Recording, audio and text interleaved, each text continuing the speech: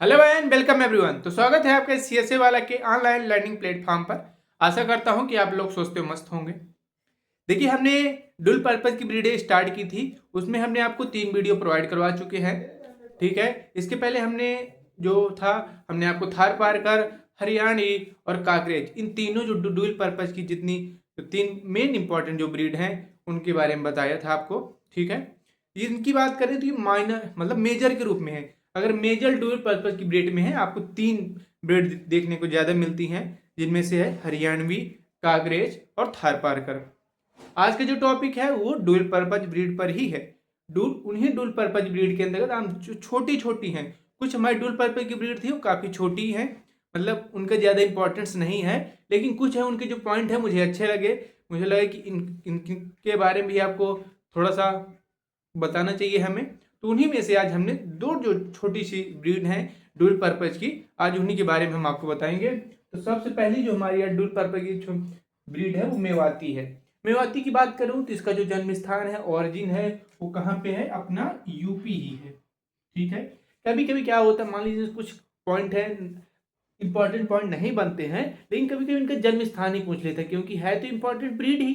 तो इसका मान लीजिए यूपी कैट में क्वेश्चन आ गया कि निम्नलिखित मेवाती का जो है वो जन्म स्थान कहाँ है, तो मान लीजिए आपको हमने नहीं बताया तो आपको नहीं पता रहेगा। तो इसलिए हमने ये सोचा कि इसके बारे में भी आपको जरूर बताया जाए, क्योंकि इंपॉर्टेंट रूप में है ये।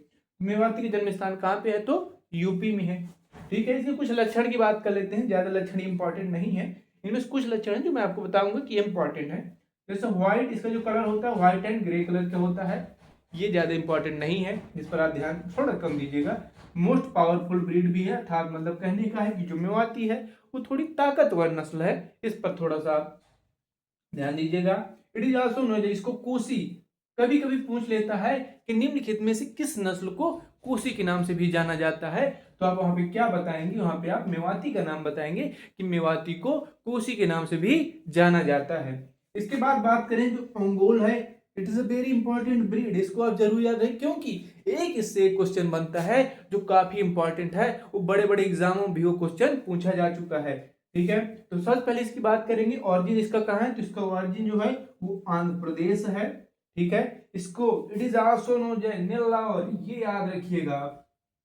और कुछ आपको याद रहे, जैसे मैंने बताया था कि सवाई चाल में कौन फेमस है? Cockroach famous. जितना इंपॉर्टेंट क्वेश्चन वो सवाई चाल वाला था, उतना इंपॉर्टेंट क्वेश्चन ये आपका नेल्लौर है कि नेल्लौर जो है अंगोल को किस नाम से जाना जाता है? नेल्लौर को किस नाम से जाना जाता है? अंगोल के नाम से जाना जाता है। ये आप जरूर याद रखिएगा कि अंगोल को नेल्लौर के नाम से जाना जाता है। इसके कलर की बात करें तो इसका जो कलर होता है पूरा पूरा व्हाइट इन कलर होता है, मतलब पूरी सफेद कलर की गाय होती है।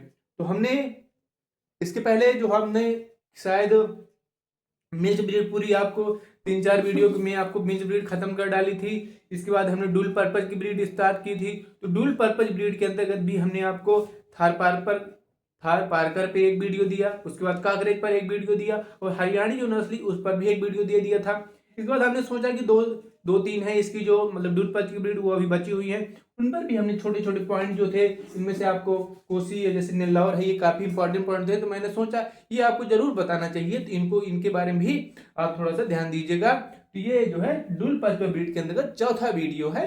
ठीक है, तो आज से हम यहीं पे डुअल पर्पज ब्रीड को खत्म करते हैं। इसके अगले दिन जो टॉपिक है वो हमारे किस पर आएगा?